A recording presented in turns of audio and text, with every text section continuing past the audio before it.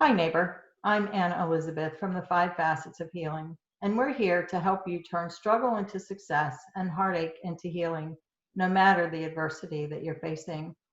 At times of crisis and this global COVID crisis, you are being faced with challenges across your entire being, your academic, emotional, physical, social, and spiritual sides of the self. We've created this video series to bring guests and experts to help you find simple tools and strategies to navigate the many challenges that you're facing during this difficult time. And today, it's my honor and great pleasure to introduce to you a fitness expert and one of my favorite athletes, Jared Fleming. Jared, welcome and thank you for joining us today. Can you tell us a little bit about yourself? Yeah, well, first, thanks for having me. I appreciate the opportunity to speak with you and your listeners. So, yeah, the long short of my background, I've been Olympic weightlifting, which is the snatch and clean and jerk, where you take a barbell with weights on it and you lift it from the ground over your head. And I started competing when I was 10. I'm now 28, so I've been competing for almost 20 years. And in that time, I've won multiple national championships. I've broken multiple American records, and I've been able to compete at the world championships all over the world. So, yeah. We'll show a couple clips for you of you. We'll add them into the video later. Oh, for sure. Yeah, Yeah. we'll add some of those in so people can get a better idea of what that looks like. So I know you're quite active in the fitness world right now. Can you tell us what exactly your business is and what you do? Yeah. So the business that I run is called American Muscle Weightlifting, or AM Weightlifting. And what we are is we are a remote weightlifting team. And we help bring athletes together from around the country, the United States, and the world. We have global athletes, and bring these athletes together into an online community of like-minded people who love health and wellness in general. And so whether that's athletes who want to compete in Olympic weightlifting, which is kind of our focus, or if someone is just interested in getting at-home workouts right now during this coronavirus, and being able to continue to move while at home. So we offer a range of fitness options, but our specialty is in Olympic weightlifting. Okay, so I do know there are many classifications of people, but I sort of look at three. There's the elite athletes, such as yourself, who with gyms closed, they can't train. Their centers are all closed down because of social distancing. And then there's the gym enthusiast who's in a similar situation. They may not be training for national and international competitions, and yet it's a critical part of their overall health and wellness, that what we call the physical facet of the physical well-being. And then there's people such as myself, who my activity is moving from place to place during the day. And now that we're working from home and doing Zoom meetings all the time, we spend less time on the move. And so I'm always looking for ways to increase my activity now that I'm a little more less mobile. So what are some of the challenges that you are seeing people face in your industry right now because of these social distancing mandates? Yeah, that's a good question. That's a really good question. I think people face a couple different problems really with their let's just say their physical activity. Two major things here. One is lack of equipment. Okay, so if you have, let's just say, a Planet Fitness membership or a CrossFit gym membership or whatever, you're used to going somewhere. You're used to a routine and a ritual of going to the gym and working out, and that's what you do. But now that gyms are closed, pretty much across the country and probably, pretty much the globe, it seems like, I'm not in other countries to give a firsthand experience, but it sounds like the world, the gyms are closed. So you have this issue where People don't know what to do. They don't know how to work out without equipment and not in a gym environment. They don't possess the knowledge. The other factor is the motivation. If you're not getting up and going to work and having that routine, if you're at home and you're watching Netflix all day, it's really hard to change the flow of energy of stagnancy to get yourself up to go and move, coupled with not knowing what to do. So you sit there and you think, okay, what should I do? I want to work out, but what can I do? And then it just becomes too hard of a problem to figure out. So people just keep staying, in their chair. Um, so it's very difficult. At one point in time, in something I was doing years ago, I know they talked about using a soup can because it's 1 pound and 1 pound. And that's great for somebody who is like myself, who's not an elite athlete, using something like that to do motion and range of motion movements. But for somebody who is really lifting a lot of weight or using a lot of resistance equipment, then what do they do? So what are some of the tips and strategies? And I don't know if you can sort of address those 3 populations or sort of quickly. What would be some of the tips that you would offer, say, an elite athlete who doesn't have the equipment? Well, I would imagine that, elite athletes may not directly listen to this. So why don't we start with like the general population? I think that might be okay, perfect. Yeah, so what general population people in this world. So same question, but for general population. Maybe what I would gym enthusiast, somebody who let's cover all 3, okay?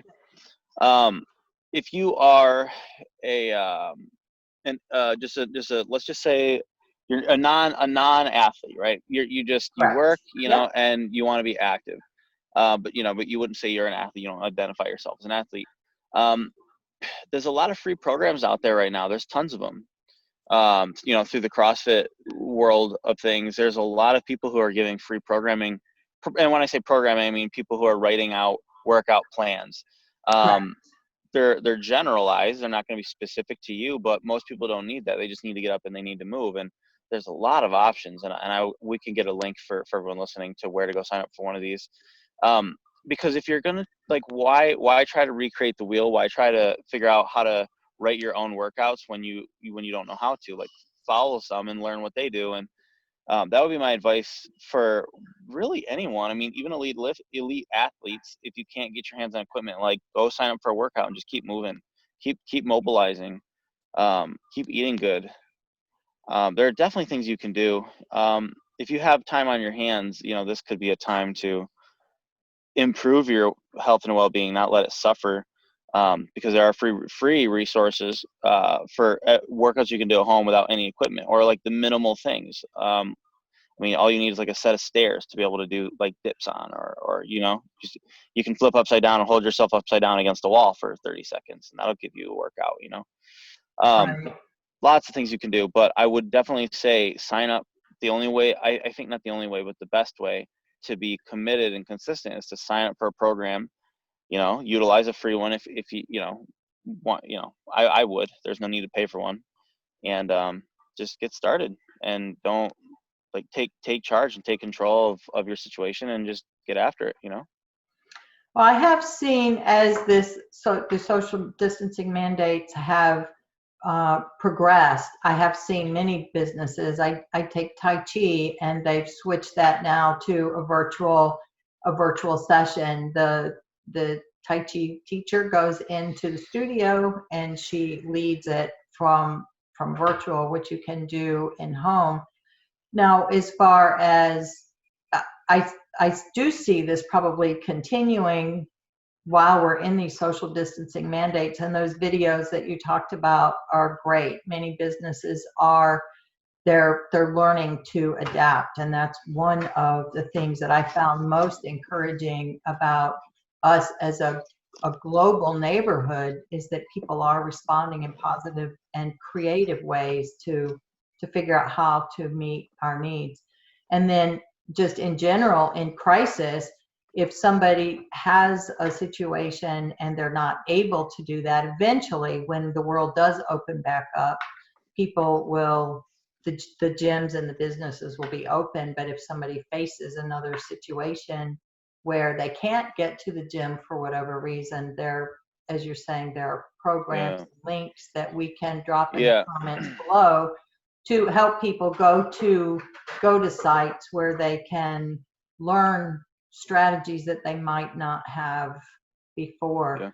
Yeah. Yeah. So those would be some of the long term strategies. Are there, like those soup cans that I talked about, just for somebody who is looking for something simpler? Are there other home products and things that people can do and use? I know you talked about the stairs and Well, using a mm, wall to do handstands yeah. and different Yeah. cardio sprint things, but are there Yeah. other? You mean as far as using like just at home things like bottles or cans Yeah, or jugs bottles, full of or like water? if people are Yeah. using resistance equipment to do some resistance training, are there things that people have at home that they can do that you can think of, or? Yeah. So I think the best bet here really would probably be it's going to be difficult for me to pull the link up while we're on this call probably. Yeah, we'll But drop it in the comments yeah. below. Um But you'll have to see the workouts. The workouts consist mainly of like running or walking or hiking or doing push-ups or sit-ups, calisthenics, which means doing body weight movements. So if you're Right. thinking about, if you're at home, okay, you have to think about everything you can use at home. And the biggest thing that you can use that's at home is your body. So I think that if you're trying to think about how to make all these creative workouts every day that are going to be super fun, like, oh, today I'll do this with cans or tomorrow I'll do this. I think the message is this, that working out isn't always fun in the moment. People, it's what it brings to us afterwards that's important. So if you're like, oh, working out's so boring, I need to do something to make this tolerable. Well, you just need to do it. You just need to do it and say, okay, this might not be fun for 20 minutes or 30 minutes or 10 minutes or whatever the workout is, and be like, okay, but the rest of the day I get to feel good about what I did for my body, and I'm going to want to eat better. And now I'm working out every day and I'm eating better. And, it all started with doing something you didn't want to do for 15 minutes. And then you might find you love it and you do it for an hour just because you want to. That's the way to start. People think that they've got to find this perfect way of making it fun. The lesson that I've learned from all these years is that you just have to do it. If you're waiting for this awe-inspiring thing or this awe-inspiring plan, it will never come, and you'll be stuck in the same place. So just start would be what I would recommend to all of you guys that are just sitting there on the fence, not knowing what to do. Sign up for one of these programs and just do it. If your health is important to you, then you owe it to yourself to do that. And if you choose not to, then that's okay too. You just have to own your decision not to, and that would be my advice as a fitness professional. All right. And many people who come to this video will be people who are looking for things that they can do at home in the absence of the tools that they have. And if I'm understanding what I'm hearing from you, the biggest thing is to just keep moving your body in whatever capacity you're able to. So you may have Basically, somebody yeah, that has a physical illness or disease, or somebody that's not quite as young and athletic as you are, as long as they're moving in some form to yeah. them. And the other thing that Oh, I yeah, heard you mention, which really is kind of important, is the nutrition. And when we're sort of sedentary, um, what we eat, not only fuels us, but then when we're sedentary, it just kind of sits. So paying attention to the yeah, nutrition is going to help give your body. yeah. And there's something that we provide with American Muscle Weightlifting is we do offer nutrition plans. And so there's a lot of different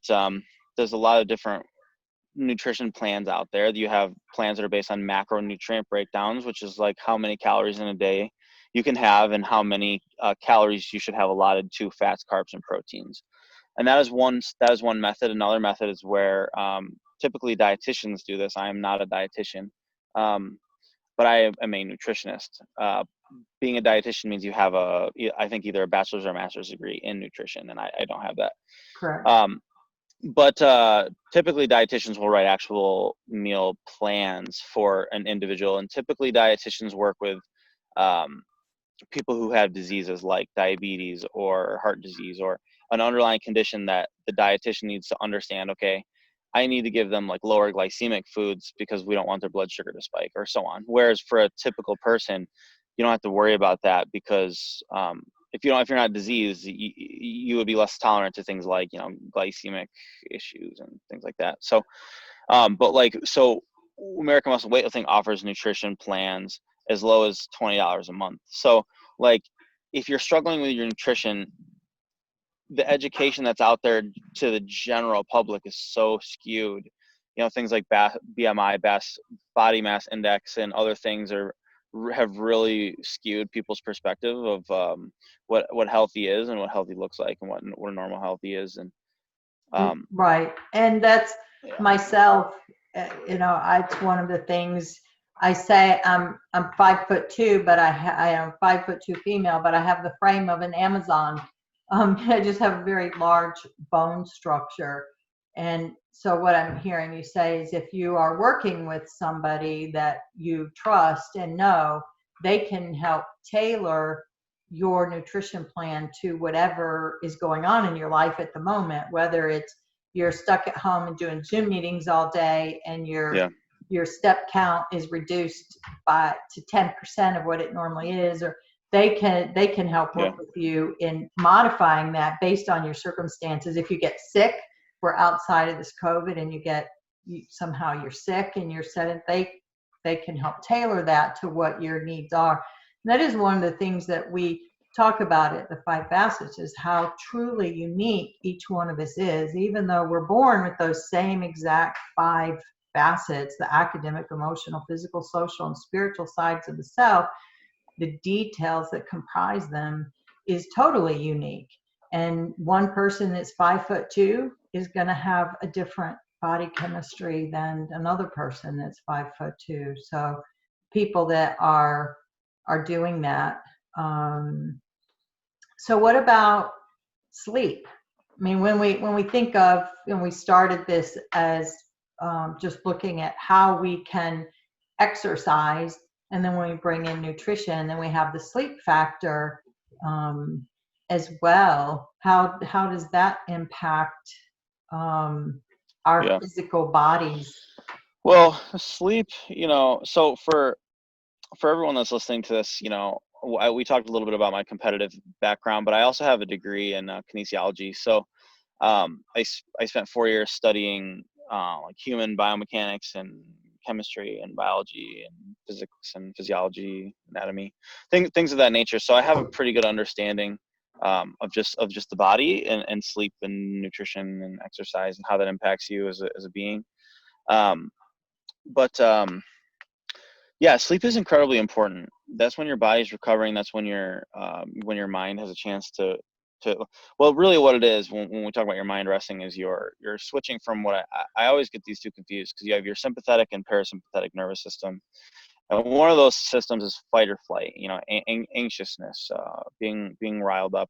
The other one is like a state of like Zen or meditation, or very relaxed and purely aware of where you're at mentally. And I believe that sympathetic is the one where you're like, like things are crazy. It's parasympathetic, meaning not sympathetic, is in a relaxed state, I believe. I could be wrong, but I believe that's what they are. But that's what they mean. So when you sleep, your body needs that down regulation. It needs to go through REM cycles. It needs to like bring you down and chill you out. And then you come back up. So yeah, I mean, the standard, I don't know whose standard this is, like the whatever association, but the standard is that you should get 8 hours of sleep a night. And now if you're an athlete, that should be more. If you're an elite athlete, like you should be getting a minimum of 8, more like 9 or even 10, depending on what your needs are, what sport you're a part of. If you're a non-athlete, the recommendation is 8, but you could probably get away with 7, and that'd probably be fine. Once you start getting to 6 or less, I think that's kind of a hard thing to sustain for a lifetime. I mean, you can certainly sustain that for a few weeks, a few days, a few months if you had to. But as far as like a lifetime, that will, I think, catch up with you physiologically. But yeah, it's very important. But I think for most people, you know, I unless you're really stressed out, which some people, like small business owners, you know, I'm fortunate, but a lot of small business owners are really struggling. Mm-hmm. And if you are really stressed out about the what's happening right now, chances are you might not be sleeping well. But you have to. For me, what helps is recognizing that if you can't do anything about it, you can't stress about it, because if you do, it's going to make you less able to cope with the outcome that happens regardless of what you do. So you can't do anything to change what's happening with COVID-19. Yeah. So if you're just worrying about it, then you're going to make yourself sick worrying about it, and then you can't handle your business when things open up, which is when you need to. Then the physical So body experiences all of mhm, that stress, tension, which just it all yeah, compounds. absolutely. I recently saw an interview with John Bon Jovi, who said, "If you can't do what you do what you can." And Hmm. that was right about the onset of all of this, and that has really stuck with me. If you can't do what you do what you can. And I think that's important to recognize. There are so many things that we can't do, and yet there are many things that we can. And coming Yeah, back to kind of how we started this conversation, you know, me asking about, are there things that you can use at home, different tools or home products to kind of yeah, help us meet our needs, and yet, you know, coming back to, if you don't have the equipment, do what you can. Keep hmm, your body moving and yeah, work with the yeah. I people mean, that you trust to help create yeah, plans that will help you as an individual as part of a whole. Yes? yeah, absolutely, absolutely. I think the only thing, so an interesting, I think you're absolutely right. An interesting thought that you know came to me was, um, we want to think about the opportunities we have, not the opportunities we're missing out on, Mm-hmm. because we will manifest what we set our mind to. So we do want to set our mind to the opportunities that lie in front of us, not what we can't do, because that does us no good. But there's also such thing as looking at too many opportunities and not Right. just starting one, because you get into this place where you in a state of like paralysis of analysis, you can't make a decision, so you don't do anything. Now the there's no perfect exercise plan. There is Right. just an exercise plan that you do. The only perfect plan is the one that you can do. So if you have to go into your pantry and grab cans or fill jugs to get you to do it because you enjoy it, then that's what you need to do. And you certainly can. There's a million things you can do with like taking gallon jugs and filling them with water and just squatting down as far as you can and then pressing it over your head when you stand up. If you did try 100 of those, without, like, you can set it down, but like try 100 and don't go inside until you've done 100. That'll take you 15 minutes probably. Not, and I say you as a general statement to people, not you Right. specifically, Yeah, no, but absolutely. And it adds a and level of doing something like that, adds a level of intensity mhm, to the workout or the exercise, which then will yeah, boost the metabolism a little bit. And again, what you, somebody like you lifting 2 gallon jugs and doing 100 reps would probably be nothing. Um, Whereas someone like me, I may have a hard time doing even that with just a 1 pound can in each hand, you know, a can of soup. So yeah, exactly, yeah, for sure. So again, you can, yeah, that you can. That's the beautiful thing of like CrossFit workouts. And when we say CrossFit, we say functional movement or functional fitness, is because you can scale it in any direction. So if it were me, I could take a barbell and put weight on it and squat all the way down and press it over my head, which what you call a thruster. That's the term for it. Or you could do it with a gallon jug in each hand, or you could do it with a can in each hand, or you could just squat down and raise your hands over your head. If you can't do that, then you could hold on to something and squat down. there's always something you can do, what's called scaling, which is where you modify it to make it an easier movement for someone who has some form of disability or inability. Um, Correct. because I mean, there are people who are in wheelchairs that do CrossFit. One of my good friends, his name's Kevin Ogar. He's paralyzed from the waist down, and he's in a wheelchair, but he does CrossFit. He does everything with his upper body. He's huge. He's competed at world championships for powerlifting in the bench press. So he was actually training for the Olympics. So yeah, I mean, the key is you just got to start, like half the battle is starting. The other half of the battle is maintaining. And if you try to find the perfect plan, it'll never come. You have to start, and you might as well just, anyone again listening to this, and then we'll move on, because I think I've already beat the horse here. But sign up for a plan, and look at it. And if you want to adjust it, you can. And a lot of them do already. A lot of them might say, do this, and it might say, or a scaling option, this, and it'll give you an alternative. A lot of times there are good ones out there. And that would be one that, people should sign up for, and because it gives them everything. And now some might not. I'll try to find ones for the comments here. But if I can't find one that has scaling options, then it's just the responsibility of you guys as your own, living your Right. own lives, to Check just what's in your modify it own where you need. local, check what's in your local communities and see what you have. And then again, now that, this is a global pandemic, and we can benefit from looking at what other people are doing across the globe. And I always say, you don't know what you don't know. So if you haven't been introduced to something, then you don't know what questions to ask, or you don't even know what the possibilities are. I mean, True. 2 months ago, probably 95% of the yoga studios, just for example, or CrossFit gyms, probably never imagined being able to host a session via Zoom.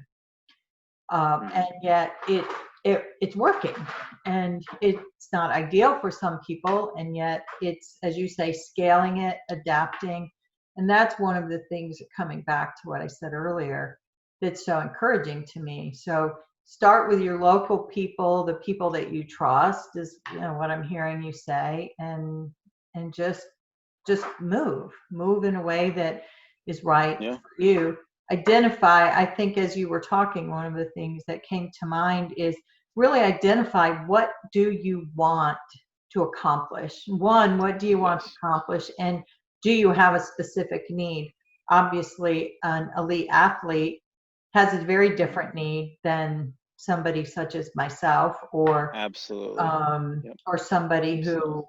who their fitness is a major, important, and critical part of their overall well-being. Somebody whose physical facet is at the top of their hierarchy, the rest of those facets are dependent upon that facet being there and being involved. So that's it's important for people to, one, identify what they need and want, and maybe that will give them some focus. Oh, absolutely. Yeah. Uh, Yeah. so what other parting words of wisdom or inspiration do you have for people who Yeah. are hitting the replay on this? Yeah. I mean, it's really simple. Two things: figure out what you want, like you said, right? Everyone's different. Chances are everyone that listens to this is not going to look at life how I do.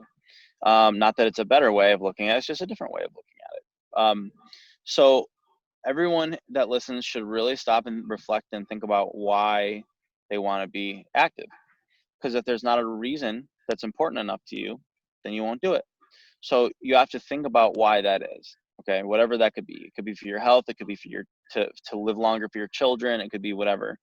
So figure out why. Why do you want to be active? Okay, so you don't have to think about every day. You don't have to think about whether or not you want to work out. It's that you need to work out because you have a purpose with it. The next thing is going to be, once you figure that out, go to one of these links that we share with you guys, and Pick one, or I'll find the best one and just and sign up. It'll be free, and modify it as you see fit, and just get started. But first, figure out your why, because that's going to be the only thing that is going to create a lasting change for you. That's going to follow you through COVID-19 and into your daily life when this all passes. Yeah, COVID and beyond, or even in the future, if we encounter just an individual crisis of some kind where our lives are upended, just learning to adjust and adapt. So, Jared, where can people find you if somebody has questions, or maybe there's somebody now or down the road that's looking at some custom programming or some nutritional information for athletes or support? Where can people find you? Where can they? Yeah, the best way for anyone listening to find me and to ask me any questions, you can always message me. The best way is going to be to go to my Instagram, which is Jared F94. So that's going to be JARED F94. So check Awesome. it out.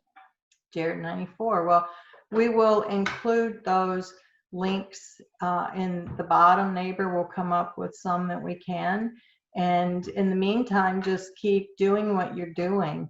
Know that we believe at the Five Facets that no problem is without a solution.